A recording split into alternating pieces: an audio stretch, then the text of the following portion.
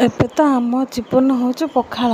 ଯାହା ଗରମ ପଡ଼ିଛି ସବୁ କାମ ସାରି ଗାଧୁଆ ସାରିକି ବସି ଯାଇଛି ଖାଇବା ପାଇଁ। ଏବେ ତ ଆମ୍ବୁଲ ଟାଇମ୍, ଆମ୍ବୁଲ ଟିକେ ଦଳା କରିଦେଲେ ପଖାଳ ଉଡ଼ିଯିବ। କଳି ଆମ୍ବୁଲରେ ପଖାଳ ଖାଇଲେ ନା ନାଇଁ? ଯଦି ନ ଖାଇଛନ୍ତି ଖାଇକି ତାପରେ ଜଣାନ୍ତୁ। ମୁଁ ତ ପେଟ ପଖାଳ ଖାଇ ତୋରାଣି ପିଇ ଦେଇଥିଲି ସବୁ।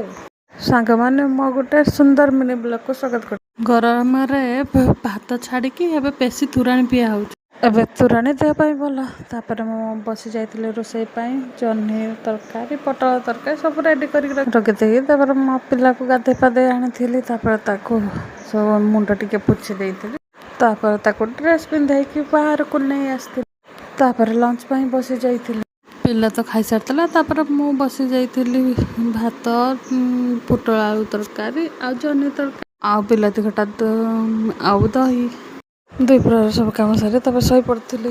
ଉଠି ପଡ଼ିଲା ପରେ ତାପରେ ପିଲାକୁ ନେଇକି ୱାକ୍ରେ ଯାଇଥିଲି। ସେ ଟିକେ ବୁଲିବ ବୋଲି କହିଲା ତ ଚାଲୁ ଚାଲୁ ଦେଖିଲି ବହୁତ ସାରା ବିଲରେ ଗୋରୁ ଚରୁଛନ୍ତି ଆଉ ଆମ ଝୁମୁରା ବ୍ଲାକି ବି ଚରୁଛନ୍ତି। ଏ ଦୁଇ ଜଣ ଆମ ଘର ହଂସ ଆଉ ବତକ। ଦୁର୍ଭାଗ୍ୟବଶତଃ ଆମ ଝୁମୁରି ଆମକୁ ଛାଡ଼ିକି ଚାଲି ଯାଇଛି, ହଂସର ସାଥୀ। ଏବେ ଅକ୍ଷୟ ତୃତୀୟା, ପାଚିଲା ଆମ୍ବ ମିଳିଲାଣି। ଆପଣମାନେ ଖାଇଲେ ନା ନାହିଁ କମେଣ୍ଟ ଜଣାଇବେ। ରାତିର ଖାଇବାରେ ଜଳଖିଆ ଆଉ ଭଜା ମିଶାଇ ଗୋଳେଇକି ଖାଇ ଦେଇଥିଲି।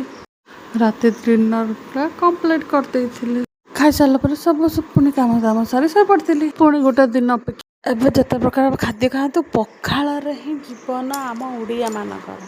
ଯିଏ ପେଟକୁ ଥଣ୍ଡା ରଖେ ଓ ଦେହକୁ ପାଣି ବି ଯୋଗାଏ। ମୋ ଓଡ଼ିଆ, ମୋ ପଖାଳ ଭାରି ବଢ଼ିଆ। କାହାକୁ ଭଲ ଲାଗେ ଜଣାଇବେ। ମୋ ଭିଡ଼ିଓରେ ଯଦି ଭଲ ଲାଗିଛି ମୋ ଭିଡ଼ିଓରେ like, share, follow and subscribe କରିବା ପାଇଁ ଆଉ ଫଲୋ କରିବା ପାଇଁ ଭୁଲିବେନି। ଦେଖା ହେବା ନେକ୍ସଟ ଭିଡ଼ିଓରେ। ଜୟ ଜଗନ୍ନାଥ।